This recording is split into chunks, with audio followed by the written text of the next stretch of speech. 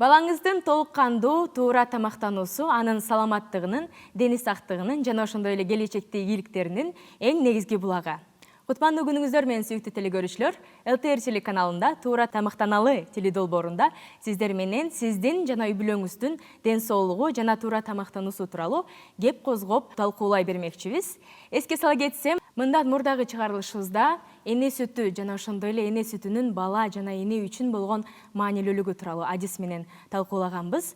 Ал эми бүгүнкү көрсөтүүбүз балага 6 айынан баштап кантип кошумча тамак берүү керек. Дал ушул тема алкагында бүгүнкү биздин адис коногубуз менен талкууламакчыбыз. Бүгүн бизде студияда конокто 1 май Бириккен үй бүлөлүк дарыгерлер борборунун директорунун орун басары Исқақова Диляра Табалдиевна. Саламатсыздар. Диляра Табалдиевна, студияга кош келдиңиз. Сиз менен бүгүнкү маекти баштаардын алдында биздин атайын сиздин иш жериңизде, ошол эле 1 май Бириккен үй бүлөлүк дарыгерлер борборунда тартылган репортажыбызга назарыңыздарды бурмакчыбыз.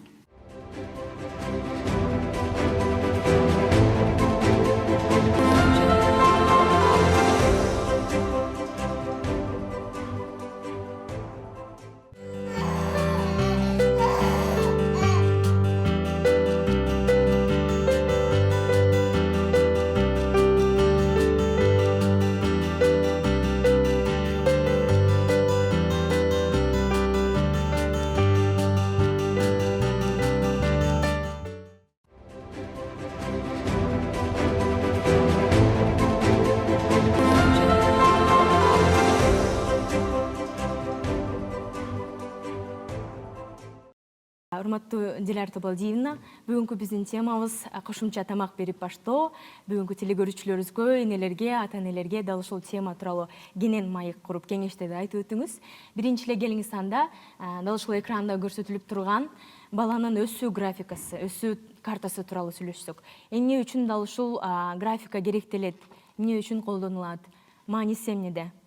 Бул графиканын негизги максаты бала дарыгерге келгенде баланын салмагын жана боюн өлчөгөндөн кийин бул баланын өсүүсү кандай экенин көргөзө турган графикада. Баланын салмагы туурабы, бою туурабы, же балада кандай бир кемчиликтер болуп салмак өспөй атабы, же бою өспөй атабы, же мүмкүн баланын салмагы ашып кетип, бала толук болуп кеткен. Баланын толуп кеткени дагы коркунучтуу белгилердин бири да. Себеби баланын салмагы аз болгону да, баланын салмагынын көп болгону дагы баланын иммунитетине, кийинки өсүүсүнө, кийинки ден соолугуна чоң таасир тийгизет. Ошол себептен баланы ар бир дарыгерге барганда сөзсүз түрдө салмагын эле эмес, боюн да өлчөп туруу албетте зарыл. Эгерде баланын ошол учурда салмагын текшергенде, боюн текшергенде кандай бир мүчүлүштүктөр, жетишпегендиктер болсо, ал сөзсүз түрдө дарыгер тарабынан калыпка келтирип кеңеш берилиши керек ошол тарапта. Жана айтып кеттиңиз 6 айдан баштап кошумча тамак берүү деп. Эмне себептен 6 айдан баштап балага кошумча тамак беребиз? Эненин эмчек сүтү төрөлгөндөн баштап баланын 6 айга чейинки болгон энергиясын, мындайча айтканда, талабын канагаттандырат эненин сүтү. Бала керектүү өзүнө витаминди, керектүү майды, керектүү сахарды, керектүү белокту эненин сүтүнөн ала алат. Ал эми 6 айдан баштап баланын кыймылы көбөйөт, талап жогорулай баштайт баланын организмине. Ошол маалда биз балага кошумча сырттан тамак беришибиз зарыл. Баягы баланын керек болгон талабын канааттандыруу максатында. Ошол эле учурда биз эмчегибизди мындан да улантып кошо беребиз. Улантып баштап туруш керек. 2 жашка чейин улантып. Эгер мүмкүн болсо 2 жаштан өйдө дагы улантып берсе, андан бешпедер жакшы. Бирок 2 жашка чейин баланы кошумча тамактан сырткары эмчек менен дагы сөзсүз тамактандырышыбыз керек. Чоң рахмат. Ал эми ушул карта боюнча эле жанагы сөзсүз түрдө эне өзүнүн баласы менен ошол барып өлчөп туруш керек экен, демек боюн, салмагын баласын. Ошону канча жолу жасаш керек? Канча жолу барып туруш керек? Кайсыл ай, кайсыл учурда балким? Бизде азыр биз приказ менен иштейбиз. Азыр 33 приказдын негизинде бала төрөлгөндө дарыгер медсестра менен балага үйүнө барат. Жаңы төрөлгөндөн 3 күнүн ичинде.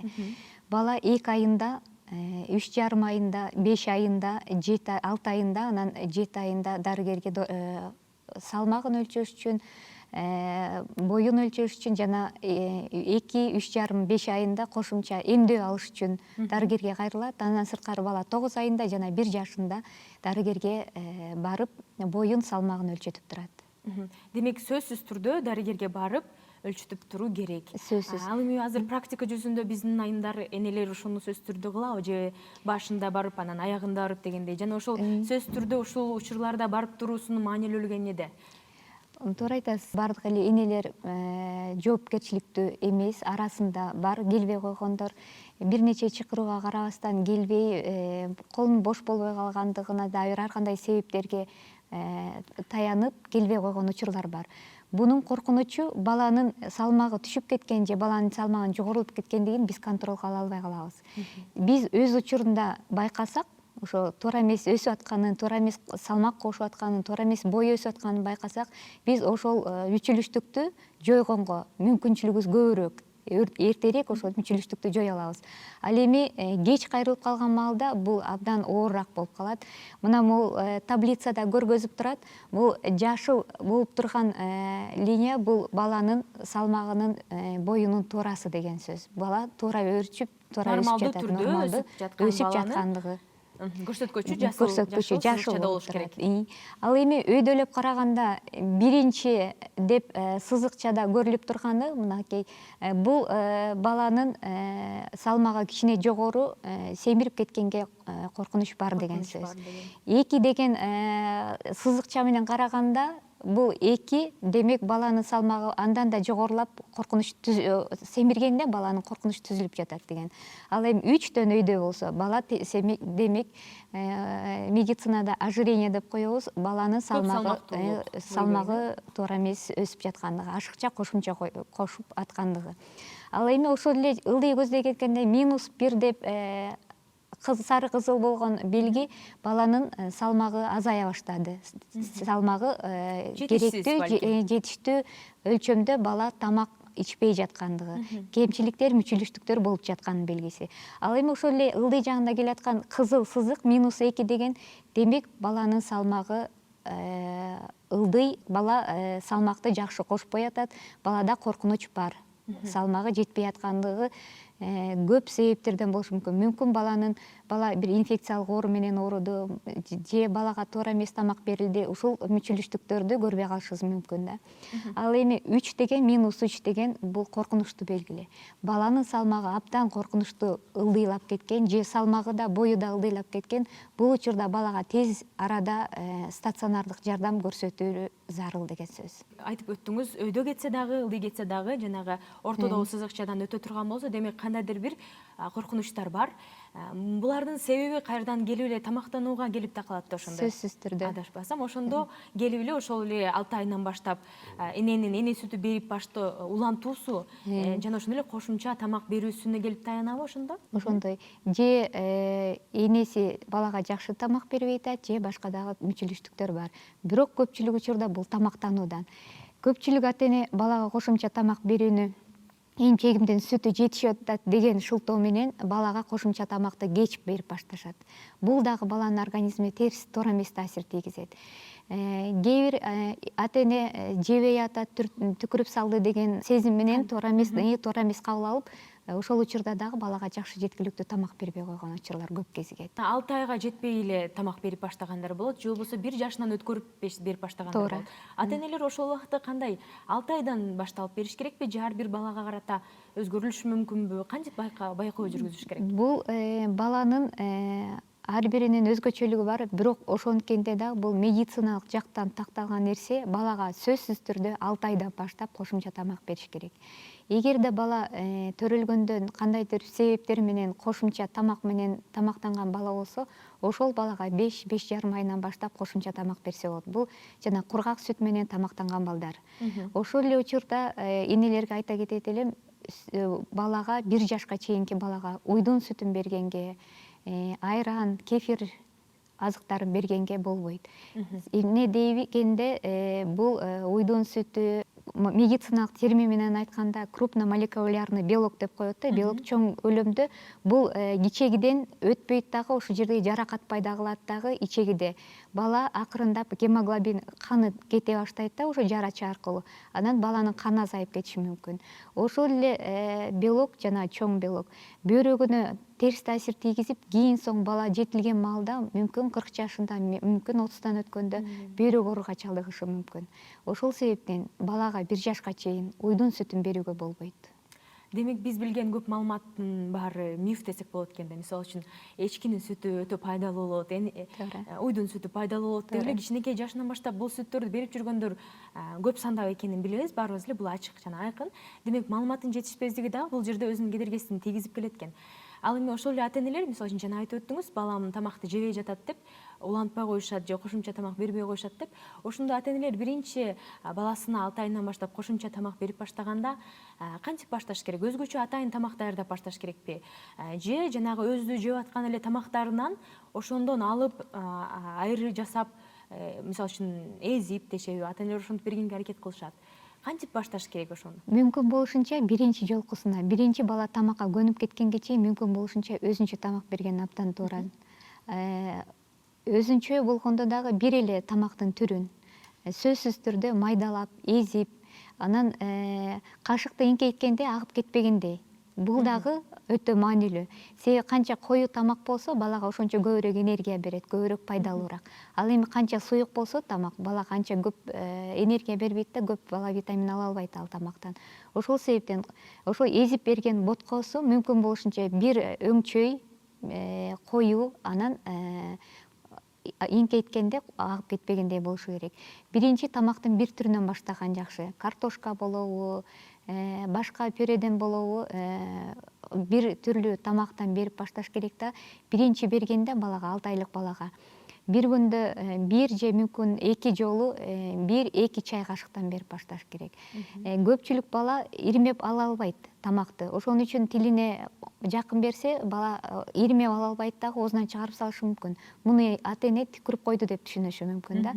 Ошон үчүн бергенде балага мүмкүн болушунча арыраак, кичине тереңирээктен аздан ирмеп, аздан ирмеп юткудай кылып бериш керек. Ошол эле учурда баланы эмчек менен сөзсүз түрдө тамактандыра бериш керек, улантыш керек. Эмчегибизди сөзсүз уланта бериши керек.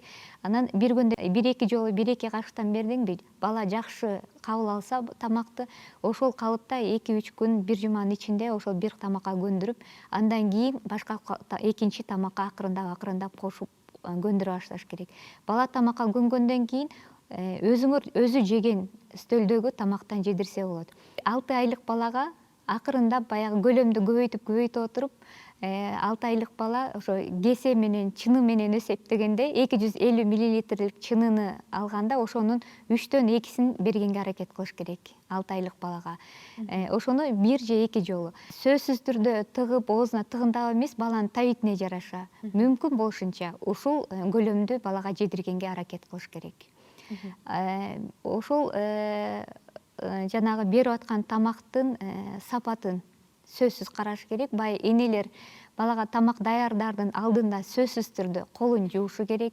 Ошол эле учурда баланын да колун жууганга үйрөтүш керек. Ошо 6 айлык баланын колун да жууп, тамак ичирердин алдында. Анан эне да өзүнүн колун жууп, ошо санитардык таза абалды дагы сактап, тамакты жылытпаганга, ар бир бергенде балага жаңы тамак жасап, жаңы таза жасап бергенге аракет кылышы керек. Ал эми ошол эле жанагы базарда сатылган кошумча тамактар пайда болбодубу? Ошол эле пюре, смесь түрүндө кошумча тамактардын түрү көбөйдү. Ата-энелер өзүнүн балким убактысын үнөмдөгүсү келеби, ошол кошумча тамактарды алып, баласын ошол кошумча жасалган даяр тамактар менен тамактандырууга аракет жасашат. Буга оюңуз кандай? Эгерде такыр убактысы болбосо, шашылыш болсо, мүмкүн берсе болор, бирок менин дарыгер катары айтарым, балдарга табигый жаратылыштан өзүңөр жасаган, кол менен жасаган, үйдө даярдалган нерседен ашык нерсе жок болуш керек. Эмне болсо дагы баягы банкадагы пюре болобу же башка тамак болобу, ал сөзсүз түрдө консервант кошулат. Себеби анын сапатын бузулбаш үчүн, сапатын сактап турганга сөзсүз түрдө консервант кошулат. Жана ата-энелер вакцинага каршы чыкканда составында консервант бар экен деп айтат. Себеби дегенде вакцинада сакталып дары сакталып келиш үчүн консервант болуш керек любой. А ошол эле сыяктуу баланын тамагында да консервант болот. Ошон үчүн мүмкүн болушунча айла жоктон берсе болот го, анан бирок мүмкүн болушунча ата эне өзүнүн үйүнөн жасалган, колдо жасалган тамакты берсе абдан сонун болот эле. Биздин базарларда, биздин Кыргызстанда бизге керектүү тамак аш кеңири. Бала жей турган. Ошол эле ашкабак, ошол эле кабачки, баклажан, ошол эле картошка, капуста, брокколи. Ошо тамактын баардык түрү биздин Кыргызстандын базарында жетиштүү, анан аябай кымбат деп айтпайм. Жеткиликтүү, алганга жеткиликтүү. Ошол эле баланын тамагына жана бизде кургатылган өрүк, кургатылган мейиз өзүнүн эле. Ошолор дагы баланын организмине абдан керектүү, калийге бай, абдан керектүү минералдык заттарга бай.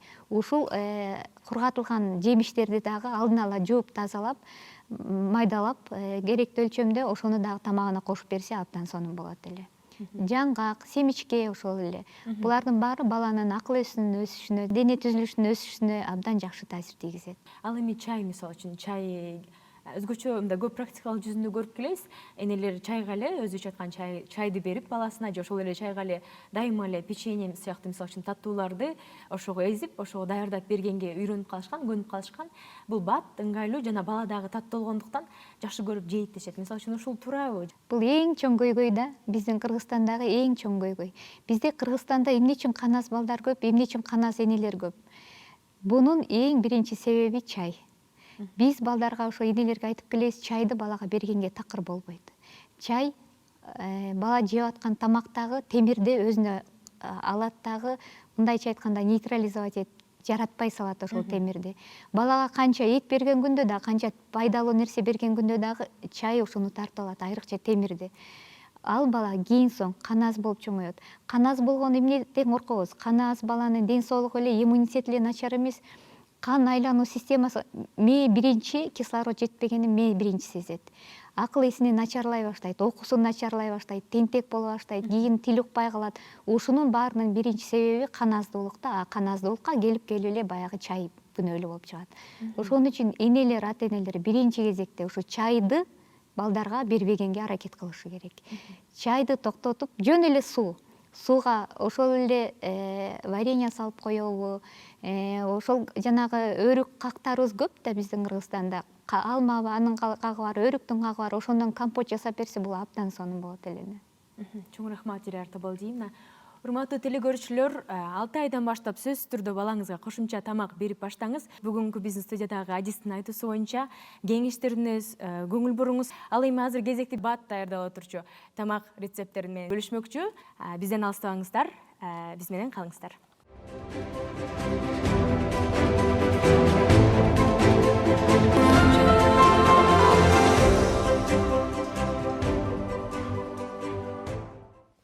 Саламатсыздарбы, урматтуу телегөрүүчүлөр. Мен Муратбек кызы Махабат, Кыргыз техникалык университетинин коомдук тамактануу азыктары технологиясы кафедрасынын окутуучусумун. Жана жанымдагы 3-курстун студенти Утурменова Каникей. Бүгүн сиздерге 6 айдан 12 айга чейинки жаш балдар үчүн ток эти жана чечевицадан жасалуучу суп пюрени көргөзөбүз. Анын үчүн бизге кичине ток эти, кызыл чечевица, 1 сабиз жана 1 картошка керектелет. Бул супту жасоо үчүн биринчиден ток этин биз анча чоң эмес 4 чарчы кылып туурап алабыз.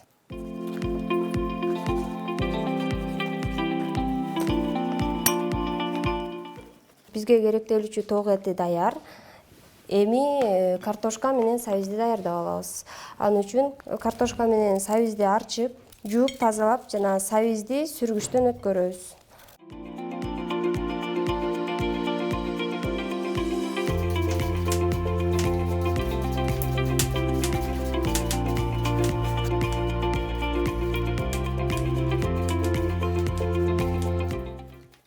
Мына биз жашылчаларды туурап, азыктардын баарын даярдап алдык. Эми ашканага даярдоо үчүн кеттик.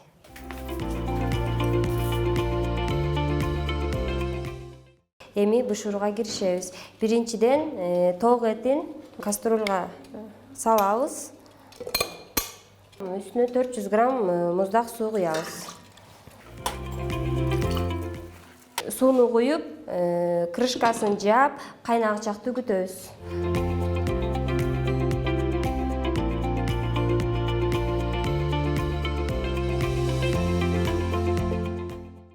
Мына биздин ток эти дагы кайнап чыкты. Биз азыр мунун көбүгүн алабыз биринчиден.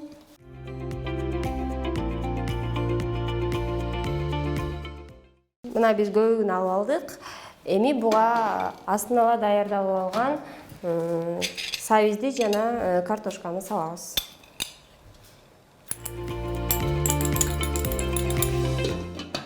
Сабиз менен картошка 7-10 мүнөт кайнагандан кийин биз татымына жараша бир аз туз кошобуз.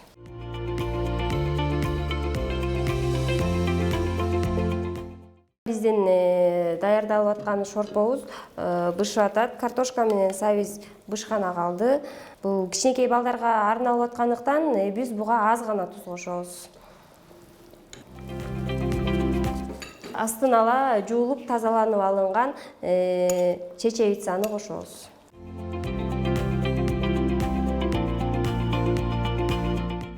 Чечевица 10-12 минутада даяр болот. Чечевица менен ток этинен суп пюребиз даярдалып жатат.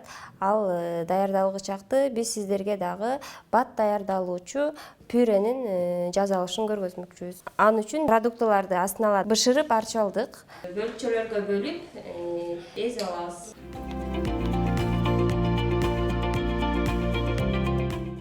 Бул картошка менен сабизден жасалган пюрени аябай шашып атсаңыз, жазап жаныңызга капкагы жабылган бир идишке салып, өзүңүзгө ыңгайлуу жаныңызга салып алсаңыз болот.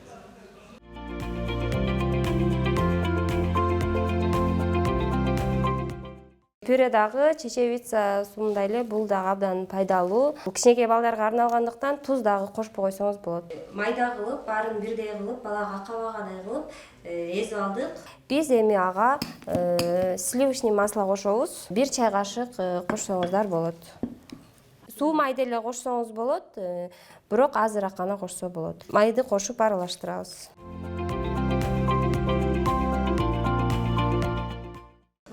Майды кошуп аралаштырып алдык.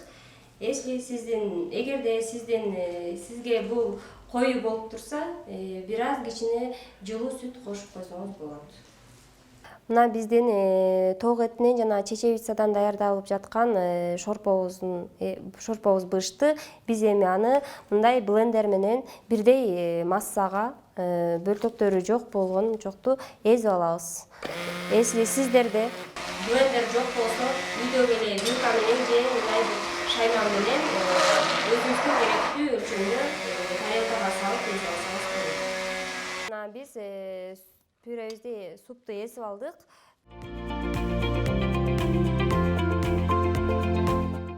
Бул жакта дагы картошка менен сабизден жасалган пюребизди дагы даяр болду бардыгы. Мына биздеги бүгүнкү жасалып аткан биздин тамактар даяр болду. Сиздин убактыңыз көбүрөөк болсо, ток этини жана чечевицадан суп пюрени жасап алсаңыз болот. Аябай эле шашып атсаңыз, анда картошка менен сабизден пюрени жасасаңыз болот. Бул экөө тең эле пайдалуу. Сатып алгандан көрө пайдалуу кылып үйдөн жасап берсеңиз болот. Тамагыңыздар таттуу болсун, туура тамактаналы.